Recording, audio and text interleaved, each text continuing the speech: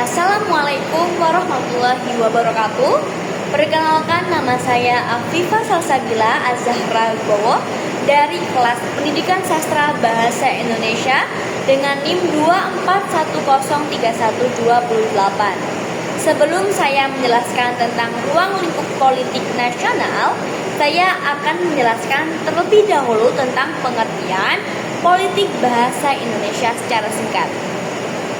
Politik bahasa mencerminkan pandangan negara terhadap peran bahasa dalam pembentukan identitas nasional, integritas sosial, pembangunan budaya, serta komunikasi antar warga negara. Dalam konteks Indonesia, politik bahasa nasional berkaitan erat dengan kedudukan bahasa Indonesia sebagai bahasa persatuan yang diakui dalam Undang-Undang Dasar 1945. Tujuannya adalah untuk memperkuat rasa kebangsaan, menjaga kesatuan, serta mendorong kemajuan pendidikan dan ilmu pengetahuan melalui penggunaan bahasa nasional secara luas dan tepat. Nah, ruang lingkup politik bahasa itu ada beberapa aspek. Yang pertama adalah perencanaan bahasa atau yang dinamakan language planning, yaitu meliputi perencanaan status, perencanaan korpus, dan perencanaan akuisisi. Kemudian ada lagi yang dinamakan implementasi kebijakan bahasa, yaitu berkaitan dengan penerapan kebijakan bahasa di lembaga pemerintahan. Yang ketiga adalah regulasi dan legislasi bahasa, yang mana melibatkan undang-undang, persatuan pemerintah, dan kebijakan resmi yang mengatur penggunaan dan perlindungan bahasa nasional. Contohnya adalah Undang-Undang Nomor 24 2009 tentang bendera, bahasa, lambang, negara, serta lagu kebangsaan.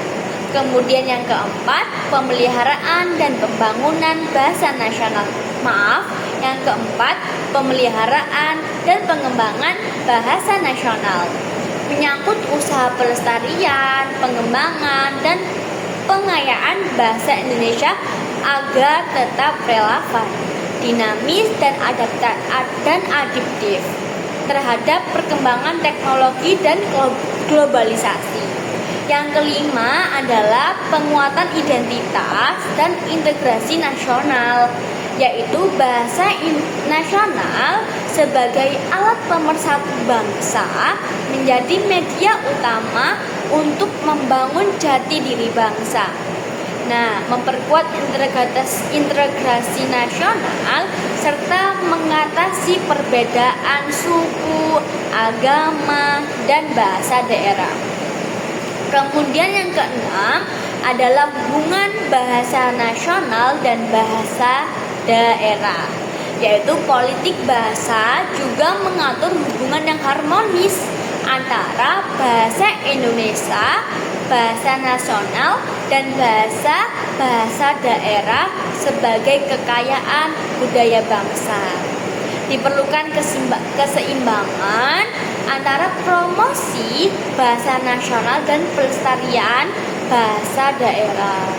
Kemudian yang ketujuh adalah lembaga kebahasaan, yaitu termasuk peran Badan Pengembangan dan Pembinaan Bangsa serta lembaga yang memiliki kewenangan dalam merumuskan, melaksanakan, dan mengevaluasi kebijakan bahasa nasional. Nah, secara keseluruhan, politik bahasa nasional bukan hanya soal tata bahasa, tetapi juga sebagai dari strategi kebudayaan dan pembangunan nasional.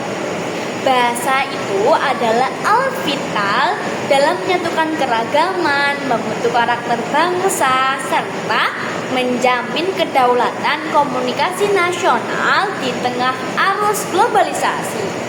Itu saja yang dapat saya sampaikan. Mohon maaf apabila ada tutur kata yang kurang sempurna. Saya akhiri. Wassalamualaikum warahmatullahi wabarakatuh.